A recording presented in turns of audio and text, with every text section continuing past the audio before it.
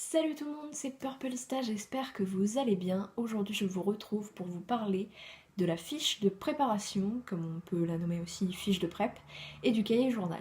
Alors j'avais parlé de la fiche de prep et du cahier journal dans ma vidéo où je parlais de mes fournitures scolaires, donc n'hésitez pas à aller la voir dans le petit i juste en haut. Donc n'hésitez pas à aller voir cette vidéo puisque je vous montre aussi mon organisation, enfin comment je vais m'organiser cette année. Alors dans un premier temps, je vais vous parler de la fiche de prep.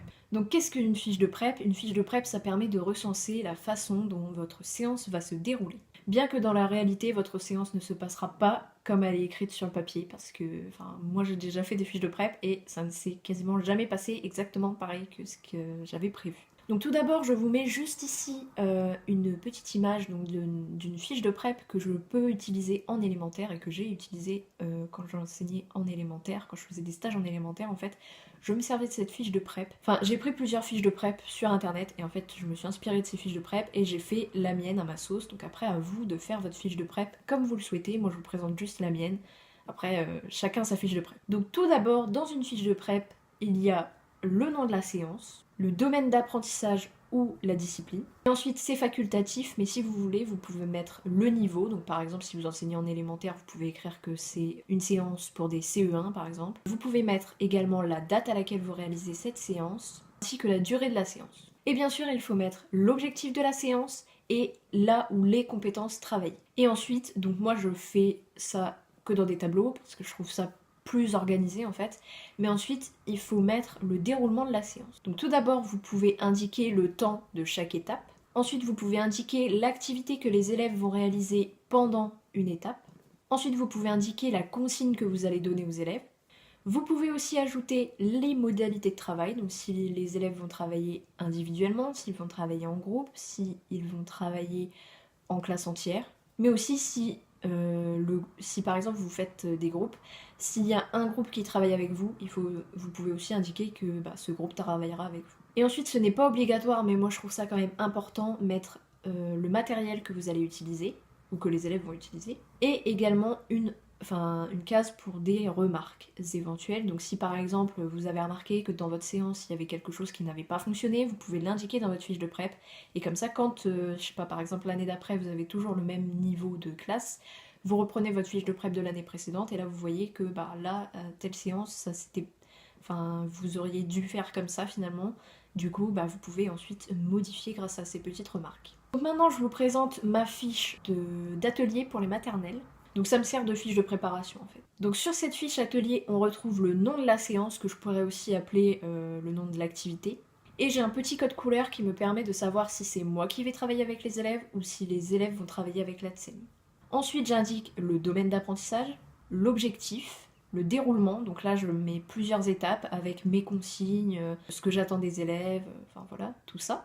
La gestion de la classe, donc si les élèves vont travailler individuellement, s'ils vont travailler en binôme, en groupe, et également le matériel, puisque chaque activité nécessite un matériel différent. Cependant, je n'ai pas ajouté sur cette fiche de prep une case remarque, mais je pense que je ferai des petites annotations sur ma fiche si il y a besoin. Donc ensuite, je vais vous parler du cahier journal. Alors tout d'abord, qu'est-ce que le cahier journal? Il permet de recenser toutes les activités que vous avez fait au cours de la journée, combien de temps vous avez passé par activité, ce genre de choses.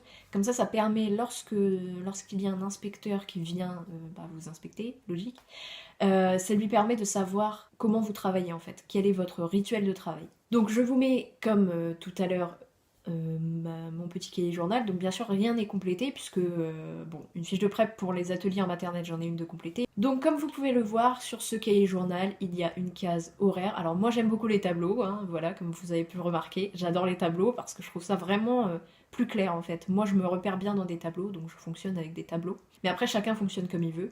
Mais moi j'ai une case horaire, donc par exemple je peux mettre de 8h10 à 8h20 par exemple, c'est le temps d'accueil, donc quelles activités j'ai prévues pour les élèves pendant ce temps. Donc là je vais recenser vraiment toutes les horaires. Ensuite il y a deux colonnes, alors ce sont des colonnes bien distinctes puisque en fait ça concerne par exemple la première colonne ce sera pour les moyens, la deuxième pour les grands.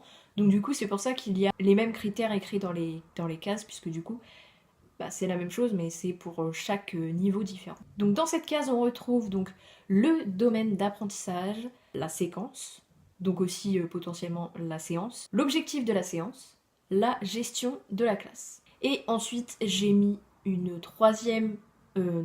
quatrième colonne plutôt, une quatrième colonne pour recenser le matériel. Alors je ne sais pas si je vais la garder, après c'est une ébauche, comme j'ai pu vous le dire dans ma vidéo des fournitures scolaires, c'est une ébauche, je verrai au fur et à mesure si je laisse cette case matériel ou si je la supprime, puisque de toute façon dans ma fiche activité, il y a le matériel que j'utilise. Après forcément je ne vais pas mettre ma fiche activité pour chaque activité, par exemple là pour le premier jour j'ai juste fait une fiche atelier, mais par exemple j'ai pas fait une fiche pour l'EPS par exemple, donc après voilà, peut-être que pour certaines activités je laisserai la case matériel et peut-être que pour d'autres journées j'enlèverai complètement la case matériel. Je ne sais pas encore comment je vais faire, donc voilà, c'est juste une ébauche. Voilà tout le monde, cette vidéo est à présent terminée, j'espère qu'elle vous aura plu et qu'elle aura pu vous aider. Si c'est le cas, n'hésitez pas à laisser des pouces vers le haut, n'hésitez pas à me poser vos questions si vous en avez en commentaire. N'hésitez pas également à vous abonner à ma chaîne pour continuer de suivre mon aventure de professeur des écoles. Et j'ai une petite info d'ailleurs pour la fin. Là c'est la dernière vidéo que vous verrez le samedi, puisque après avec la rentrée tout ça, ça va être compliqué pour moi de filmer et de pouvoir poster pour le samedi. Donc je vais changer le jour où je poste mes vidéos. Donc je les posterai le mercredi et l'horaire restera la même, c'est-à-dire 16h. Parce que du coup, pour moi, ce sera plus facile vu que la semaine, je vais être soit à l'école, soit à l'ESP. Du coup, je pourrais filmer et monter ma vidéo le week-end pour pouvoir vous la poster le mercredi. Donc voilà, juste ce petit changement à partir de la prochaine vidéo. Donc là, c'est la dernière vidéo que vous voyez le samedi. Donc normalement, vous la voyez le samedi 25 août. Et donc ma prochaine vidéo sera le mercredi, ce sera pas le 29, ce sera 5 septembre. Donc du coup, il y aura une semaine où il n'y aura pas de vidéo, j'en suis navrée. Et moi, je vous dis à très bientôt pour la prochaine vidéo. Ciao tout le monde!